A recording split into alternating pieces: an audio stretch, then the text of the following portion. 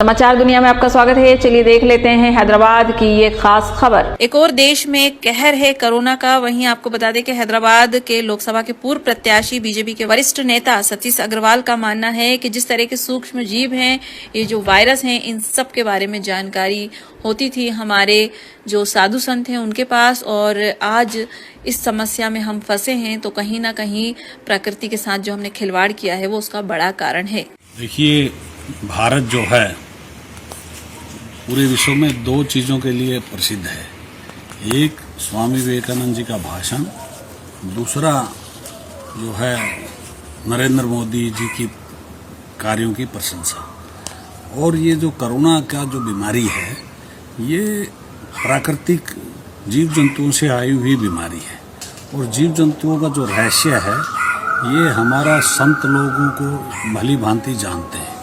और ये दोनों चीज़ भी जो है कहीं न कहीं हमारे जो दो प्रसिद्धि आई है, ये संतों की कृपा से ही आई है।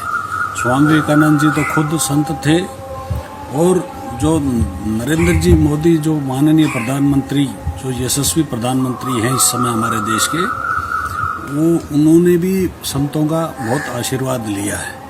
तो स्वामी विवेकानंद जी के तो ये जो दो चीज़ों में अभी पूरा विश्व जो है भारत की ओर देख रहा है। उसमें भारत के पास संत है, और संतों में जो संत श्री आसाराम बापू जी हैं, उनका ये दोनों चीज़ों से कहीं न कहीं लगाव है। स्वामी विवेकानंद के बाद जो उन्होंने भाषण दिया था वर्ल्ड रिलीजियस कॉन्फ्रेंस में, उससे स्वामी विवेकानंद से भारत की जो है प्रसिद्धि हुई थी।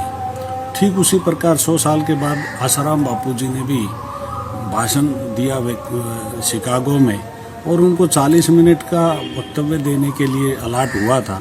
समय की मर्यादा को देखते हुए उन्होंने 40 मिनट में अपना वक्तव्य ख़त्म कर दिया।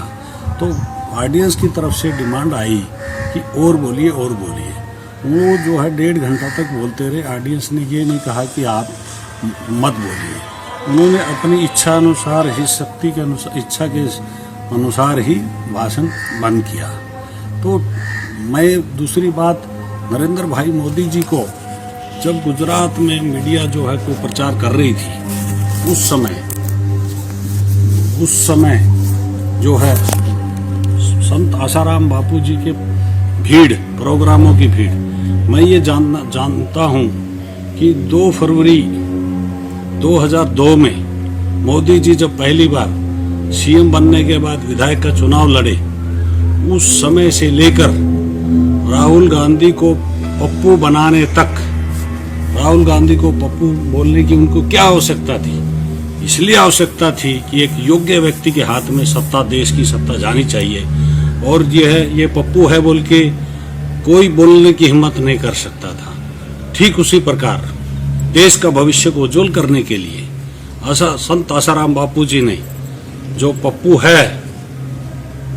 था, उसके अंदर योग्यता पप्पू वाली थी, तो उन्होंने उस चीज को उजागर किया। और अभी सारी देश की जनता ये जानती है कि ये पप्पू है, ये देश का प्रधानमंत्री के लायक नहीं है।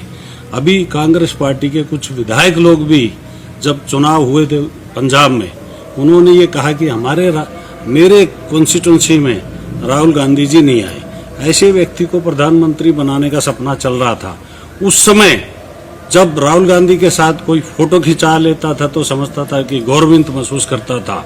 उस समय संत आसाराम बापू जी ने छाती ठोक के ये बात कही थी कि ये पप्पू है, ये प्रधानमंत्री के योग्य नहीं है।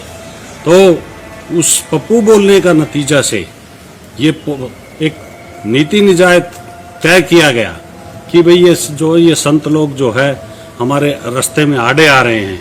ये पोस्को जो कानून बनाया है, ये उनको फंसाने के लिए ही कांग्रेस पार्टी ने डिजाइन किया है। कहीं भी कंप्लेंट के अंदर जो उनको आज वो जेल की सजा भुगत रहे हैं, ये कांग्रेस पार्टी का जो है कारनामा है। और कंप्लेंट में कहीं रेप नहीं है, और कोई भी टेस्टिंग में कहीं भी जो है पुष्टि नहीं हुई है।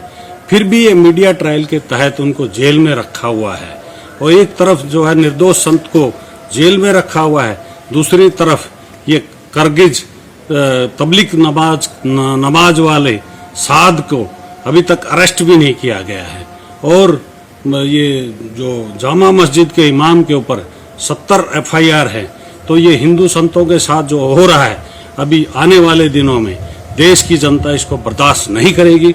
और इस आप जनता को जो है, दूसरी रही बात ये कोरोना को जो है इस समय हमारे जो है बापूजी, मैं ये विश्वास है कि अगर बापूजी अगर बाहर आते हैं तो इसको आसाराम बापूजी, क्योंकि ये इस समय जागृत पुरुषों के अंदर जितनी आध्यात्मिक ऊंचाई पे आसाराम बापूजी हैं, मैं समझता हूं कि इस समय उनकी गद्दी पे बैठे हुए कोई भी महापुरुष हुए, उनकी गद्दी थी, उन पे बैठे हुए लोग हैं, मगर जो अगर जीवित अवस्था में अगर हैं तो आसाराम बापूजी हैं और वो बाहर आएंगे तो इसका समाधान भी अपने को मिलेगा और देश की रक्षा होगी। इतना ही नहीं, बीजेपी के वरिष्ठ नेता सतीश अग्रवाल ने यह भी कहा है कि जिस तरह से साधु संतों के ऊपर हमारे समाज में अत्याचार हो रहे हैं, उसी का कारण है कि अब एक से बढ़कर एक महामारी फैल रही है। और उन्होंने ये भी कहा कि आशाराम बापू पर लगाए गए जितने भी आरोप हैं वो निराधार हैं, निर्दोष हैं,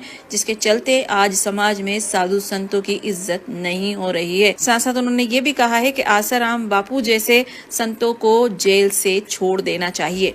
उन्होंने, मेरी एक गुजरात पुलिस के अधिकारी से बात हुई, एक ये जो जगन्नाथ रथ यात्रा निकलता है गुजरात में, उसके ऊपर बम ब्लास्ट करने वाला था आतंकवादी। वो पुलिस अधिकारी को उन्होंने आगाह किया पहले से कि मैं तुम्हारे को एक मंत्र देता हूँ, तुम इसका जप करना और तुम्हारे को एक बहुत बड़ी कामयाबी मिलेगी। ठीक उनके कहे अनुसार उन्होंने किया और उनकी कई हजारों आदमी की आतंकवादी बम ब्लास्ट होने से उस पुलिस अधिकारी ने वो जखीरा मिला और इसका इतिहास गवाह, पुलिस उसके रिकॉर्ड भी आप चेक कर सकते हैं। और एक तरफ उन्होंने हजारों लोगों की जान बचाई, दूसरी तरफ यह हजारों पूरा देश परेशान है, ऐसा शुद्ध उसको लिए कोई मीडिया बोल रहा नहीं है कि देश अभी मीडिया से नहीं चलेगा, सच्चाई के साथ चलेगा। और ये बिकाऊ मीडिया को मैं नरेंद्र मोदी जी से ये प्रार्थना करना चाहता हूँ कि बिकाऊ मीडिया के ऊपर बैन लगाएं, जो गलत न्यूज छापता है उसको कड़ी से कड़ी सजा दे और निर्दोष संत आसाराम बापू जी को तुरंत बाहर निकाला जाए। जय हिंद।